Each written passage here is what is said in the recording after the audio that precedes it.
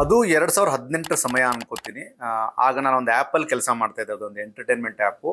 ನಾನು ಮತ್ತು ನನ್ನ ತಂಡಕ್ಕೆ ಒಂದಷ್ಟು ಸೆಲೆಬ್ರಿಟಿಗಳ ಬೈಟ್ಸ್ ಬೇಕಾಗಿತ್ತು. ಅವತ್ತು ಮಲ್ಲೇಶ್ವರಂಲಿರುವಂತಹ ರೇಣುಕಾಂಬದಲ್ಲಿ ಒಂದು ಸಿನಿಮಾದ ಪ್ರೆಸ್ ಮೀಟ್ ಇದೆ ಅಂತ ಗೊತ್ತಾಯ್ತು. ಅಲ್ಲಿ ಹೋದ್ಮೇಲೆ ಗೊತ್ತಾಯ್ತು ಆ ಸಿನಿಮಾದ ಪ್ರೆಸ್ ಮೀಟ್ ಯಾವುದಕ್ಕೆ ಅಂದರೆ ಅದು ಅಂಜನಿ ಪುತ್ರ ಅಂತ ತಕ್ಷಣ ನಮ್ಮ ಕಣ್ಮುಂದೆ ಸುಮಾರು ಜನ ಬಂದರು. ಬಟ್ ನಮಗೆ ಒಳಗಡೆ ಯಾರಿದ್ದಾರೆ ಅಂತ ಗೊತ್ತಿರಲಿಲ್ಲ. ಆಲ್ರೆಡಿ ಡೋರ್ ಲಾಕ್ ಆಗಿತ್ತು, ಆಚೆ ಕಾಯ್ತಾ ಇದ್ವಿ. ಪ್ರೆಸ್ ಮೀಟ್ ಮುಗೀತು, ಒಬ್ಬೊಬ್ಬರಾಗಿ ಆಚೆ ಬರೋಕ್ಕೆ ಶುರು ಮಾಡಿದ್ರು.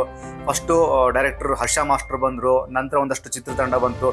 ಜೊತೆಗೆ ನಮಗೆ ಸ್ಪೆಷಲಿ ನನಗೆ ತುಂಬ ವಾವ್ ಫ್ಯಾಕ್ಟರ್ ಅನಿಸಿದ್ದು, ನಾನು ಕಂಡಂತಹ ಒಂದು ಬೆಟ್ಟದ ಹೂವು ಅಪ್ಪು ಅಣ್ಣ ನನಗೆ ಸ್ಟ್ರೇಟ್ ಅವೇ ಕಾಣಿಸ್ತಾರೆ. ಅವ್ರು ಹಾಕಿದಂತಹ ಬ್ಲ್ಯಾಕ್ ಟಿ ಶರ್ಟು, ಆ ಜೀನ್ಸು, ಜೊತೆಗೆ ಅವರ ಸರೌಂಡಿಂಗ್ ಹೇಗಿತ್ತು ಅಂತಂದರೆ ಹತ್ತಿರ ಹೋಗೋದಕ್ಕೆ ಏನೋ ಭಯ ಅನ್ನುವಂಥ ಫೀಲ್ ಇತ್ತು. ಬಟ್ ನಮಗೆ ಅಲ್ಲಿರುವಂತಹ ಬಹುತೇಕರ ಒಂದು ಬೈಟ್ಸ್ ಬೇಕಾಗಿತ್ತು. ನಮ್ಮ ತಂಡದವರ ಒಂದು ಶ್ರಮದಿಂದ ಸುಮಾರು ಜನರು ಬೈಟ್ಸ್ ತೊಗೊಂಡ್ವಿ. ಅದ್ರ ಮಧ್ಯೆ ಅಪ್ಪು ಅಣ್ಣ ಹತ್ರ ಒಂದು ಬೈಟ್ಸ್ ತೊಗೊಳ್ಳೋಣ ಅನ್ನಿಸ್ತು. ಬಟ್ ಅಲ್ಲಿರುವಂತಹ ಸೆಕ್ಯೂರಿಟಿ ತುಂಬ ಕಷ್ಟ ಅನ್ನಿಸ್ತು ನಮಗೆ. ಬಟ್ ನಮ್ಮ ತಂಡದಲ್ಲಿದ್ದಂಥ ನನ್ನ ಅಸೋಸಿಯೇಟ್ ಮಂಜು ಏನು ಮಾಡಿದರು, ಹೋಗಿ ಅಪ್ಪು ಅಣ್ಣಗೆ ಮಧ್ಯೆ ನಿಂತ್ಕೊಂಡ್ಬಿಟ್ರು, ಸರ್ ಒಂದು ಬೈಟ್ ಬೇಕು ಅಂತ. ನಾನು ಆ್ಯಕ್ಚುಲಿ ಡಿಸ್ಟೆನ್ಸಲ್ಲಿದ್ದೆ, ಅಂದರೆ ನಂಗೆ ತುಂಬ ಭಯ ಆಗಿತ್ತು. ಅಲ್ಲಿ ಹತ್ರಕ್ಕೆ ಬಂದಾಗ ಏನು ವಿಷಯ ಅಂತ ಕೇಳಿದ್ರು. ಅವಾಗ ನಾನು ಮುಂದೆ ಹೋಗಿ ನನ್ನ ಮೊಬೈಲಲ್ಲಿದ್ದಂಥ ಕಂಟೆಂಟ್ನ ತೋರಿಸ್ದೆ. ಆ ಕಂಟೆಂಟ್ ನೋಡ್ತಾನೆ, ಇವತ್ತು ರಶ್ ಇದೆ, ಇಲ್ಲಿ ಬೇಡ, ನಾಳೆ ಮನೆ ಹತ್ರ ಬನ್ನಿ ಅಂತಂದರು. ಒಂದು ದುಗುಡ ಏನಂತಂದರೆ, ನಾಳೆ ಅಪ್ಪು ಅಣ್ಣ ಮತ್ತೆ ಶೂಟಿಂಗ್ ಹೋದರೆ ನಮಗೆ ಸಿಗಲ್ವೇನೋ ಅನ್ನುವಂಥದ್ದು ಒಂದು. ಎರಡನೇದು, ಸಿಕ್ಕಿದ್ದಾರೆ, ಏನಾದ್ರು ಒಂದು ಬೈಟ್ ತೊಗೊಂಬೋಣ ಅಂತ ಒಂದು ಕುತೂಹಲ. ಇದ್ರ ಮಧ್ಯೆ ಕಂಟೆಂಟ್ ತೋರಿಸ್ದೆ, ಅದನ್ನು ನೋಡ್ತಾ ಏನು ಹೇಳಿ ಅಂತಂದರು. ಅದಕ್ಕೊಂದು ಒಂದು ವಿಷಯನ ಲೀಡ್ ಕೊಟ್ವಿ, ಒಂದು ಬೆಸ್ಟ್ ವಿಶಸ್ ಕೊಟ್ಟರು. ಹೊರಡಬೇಕಾದ್ರೆ ಅವರು ನನ್ನ ಕೆನ್ನೆನ ಈ ಥರ ಮುಟ್ಟಿದ್ದು, ನನ್ನ ಭುಜ ಮುಟ್ಟಿದ್ದು, ಯೂತ್ಸು ನೀವೆಲ್ಲ ಏನಾದರೂ ಮಾಡೋಕ್ಕೆ ಹೋಗ್ತೀರಿ, ನಿಮ್ಗೆ ಒಳ್ಳೇದಾಗಬೇಕು ಅಂತಂದರು.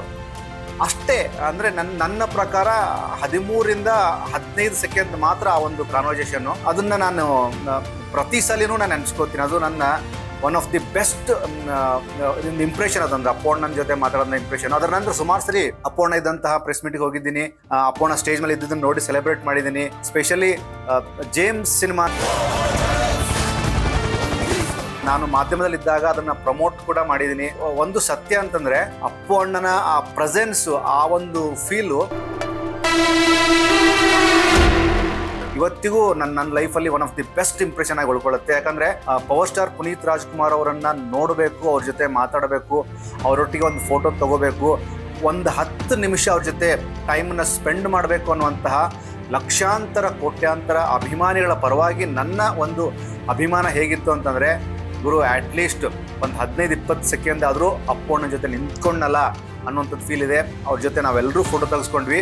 ಬಟ್ ಇವತ್ತಿಗೂ ಒಂದು ಸಂಕಟ ಆಗೋದೇನಂತಂದರೆ, ನೀವು ನಾಳೆ ಮನೆ ಹತ್ರ ಬನ್ನಿ, ನಿಮಗೆ ಬೈಟ್ಸ್ ಕೊಡ್ತೀನಿ ಅಂತ ಅಪ್ಪು ಅಣ್ಣ ಹೇಳಿದರು.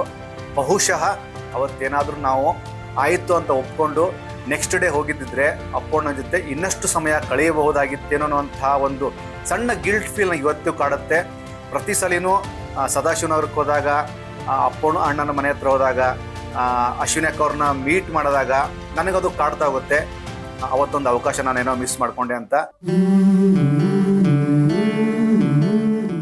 ಇದು ಒಬ್ಬ ಅಭಿಮಾನಿಯಾಗಿ ಪವರ್ ಸ್ಟಾರ್ ಪುನೀತ್ ರಾಜ್ಕುಮಾರ್ ಅವರನ್ನು ಅಪ್ಪು ಅಣ್ಣ ಅಂತಲೇ ಸಂಬೋಧಿಸುವಂಥ ನಾನು ನನ್ನ ಲೈಫಲ್ಲಿ ಕಂಡಂತಹ ದಿ ಬೆಸ್ಟ್ ಫಸ್ಟ್ ಇಂಪ್ರೆಷನ್ ಅಂದರೆ ಅದು ಅಂಜನಿ ಪುತ್ರ ಸಿನಿಮಾದ ಪತ್ರಿಕಾಗೋಷ್ಠಿಯಲ್ಲಿ ನಾನು ಕಂಡಂತಹ ಅಪ್ಪು ಅಣ್ಣನ ಜೊತೆಗಿನ ಒಂದು ಸತ್ಯ. ಇದೇ ಥರ ನೀವು ಸಹ ಪುನೀತ್ ರಾಜ್ಕುಮಾರ್ ಅವರ ಜೊತೆಗೆ ಭೇಟಿಯಾದಂತಹ, ಅವ್ರ ಜೊತೆ ಮಾತಾಡಿದಂತಹ ಕ್ಷಣಗಳೇನಾದರೂ ಇದ್ದರೆ ಕಮೆಂಟ್ ಬಾಕ್ಸಲ್ಲಿ ಕಮೆಂಟ್ ಮಾಡಿ, ನಾವು ಕೂಡ ಅದನ್ನು ಸೆಲೆಬ್ರೇಟ್ ಮಾಡ್ತೀವಿ. ನಿರಂತರವಾಗಿ ನೋಡ್ತಾ ಇರಿ ಪಿಕ್ಚರ್ ಪ್ರಚಾರ. Thank you so much. ನೀನೇ ರಾಜಕುಮಾರ.